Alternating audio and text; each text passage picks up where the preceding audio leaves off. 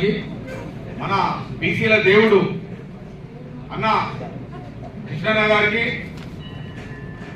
ఇక్కడ ఉన్నటువంటి మన బీసీ కులం బాంధవులకు అందరూ కూడా పేరు పేరున వందనాలు. మరి 2 నిమిషాలు చెప్పింది ఇక్కడ, కానీ మనం చెప్పుకునే దానికి చాతాడంతున్నది భారతం. ప్రతి ఒక్కడు మోసం చేసినోడే ఈ జాతులను. ఒక్కడన్నా కనీసం వాళ్ళు ఓటేస్తేనే నేను సర్పంచ్నైనా, నేను ఎంపీటీసీనైనా, నేను ఎమ్మెల్యేనైనా, నేను మంత్రినైనా, నేను ముఖ్యమంత్రినైనా ఒక్క గాడి కొడుకు లేదు. బాధ ఏంటంటే ఏడున్నోడు ఏడిపోతుడు, మనం ఓటేస్తే ఏడుకోబోతుడు. లాస్ట్ చివరకు జేబుతో కూడా ఎమ్మెల్యేలను చేసినాం, ఎంపీలను చేసినాం. వాళ్ళు కూడా కమిషన్ వాళ్ళుగా బీసీలు అయితేనే మేము ఈ చట్టసభలకు పోయిన మరి విమానం లేదు వాళ్ళకు. కాబట్టి మిత్రులారా, ఇవాళ రాష్ట్ర ప్రభుత్వం నడుస్తుందని అంటే 10 ఏళ్ల కింద నడిచినా, ఎప్పుడు నడిచినా, ఇప్పుడు నడిచినా మనం ఎంతమందికి ఉన్నామో మనం మందు తాగితేనే ఈ రుణమాఫీ అవుతుంది. మనం మందు తాగితేనే ఈ సంక్షేమ పదవులన్నీ పథకాలు వస్తున్నాయి. మనం జిఎస్టీ కడితేనే ఈ రాష్ట్రం నడుస్తుంది, కేంద్రం నడుస్తుంది. కానీ అసెంబ్లీలో కానీ పార్లమెంటులో కానీ ఎవరం పోతున్నామంటే చెంచాగాలు పోతున్నారు. చెంచాగాలు కన్సిరామ్ చెప్పిండు చూడు, చెంచాగిరి అవి గసంటోళ్ళు పోతున్నారు.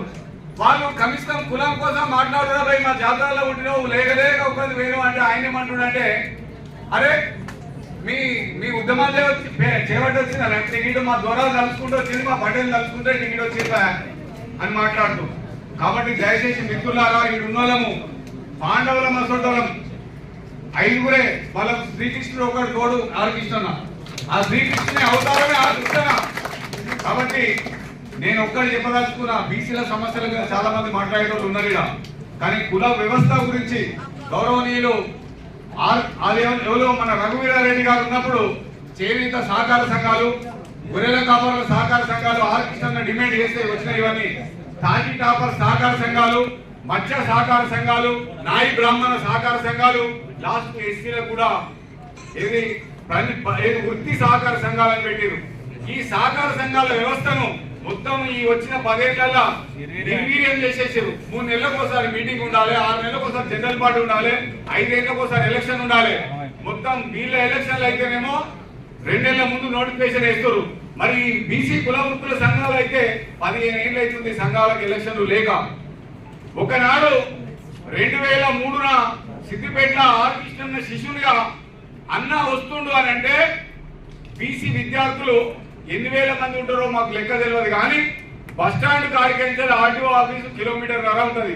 మీరు అందరు ర్యాలీగా పోవాలని అంటే ఈ రోడ్డు ఆ రోడ్డు కలిసి ఆడికి పోతే అది తెగలే, ఏది అలా ఎంత జాగలేదుగా మీటింగ్ కాడికి ఆర్టీఓ ఆఫీస్ కాడికి. కృష్ణన్న పేరు మీద కొంతమంది వచ్చారు విద్యార్థులు. మరి ఆయన ఏమంటే ఇవాళ ఎంతో మంది హాస్టళ్లలో సగం కడుపు తినేటోళ్ళు పుల్లు తిన్నారు, ఉద్యోగాలు వచ్చినాయి, తల్లిదండ్రులు బాగుపడరు, అందరూ బాగుపడరు. కానీ వాళ్ళు కూడా కొంతమంది నీతి తప్పుతా ఉన్నారు, ఏడికెంచలు వచ్చిన తప్పుతా ఉన్నారు. తప్పి ఏం చేస్తున్నారంటే దొర చెప్పగానే సంఘాన్ని చీలుస్తారు, పటేల్ చెప్పగానే సంఘాన్ని చీలుస్తారు. ఎన్నిసార్లు చీలుస్తావు? ఇది ఒక ఫ్యాక్టరీ. బీసీ ఉద్యమాలను, బీసీ నాయకులను తయారు చేసిన ఫ్యాక్టరీకి బీసీ సంక్షేమ సంఘం అంటే. ఎంతో మంది వస్తుంటారు, పోతుంటారు. కాశ్మీర్ నుంచి కన్యాకుమారి ట్రైన్ బయలుదేరింది. సచ్చడోడు వస్తాడు, పుట్టేటోడు ఊడతాడు, అల్లనే పిల్లలు అవుతారు, అల్లనే తల్లులు అవుతారు, అందరూ అయితే ఉంటారు. కానీ ట్రైన్ మాత్రం కాశ్మీర్ నుంచి కన్యాకుమారి బయలుదేరుడే పోవుడే. ఇలా మనం విగ్రహాలు చూస్తున్నాం ఊరూరికి. ఆ విగ్రహాలు ఇంకా 20 ఏళ్ళు 30 ఏళ్ళ నాడు అన్న విగ్రహం వాడకుండా పరిస్థితి ఏర్పడుతుంది. ఇలా రిజల్ట్ రాలేదని కొంతమంది బాధపడుతూ ఉన్నారు.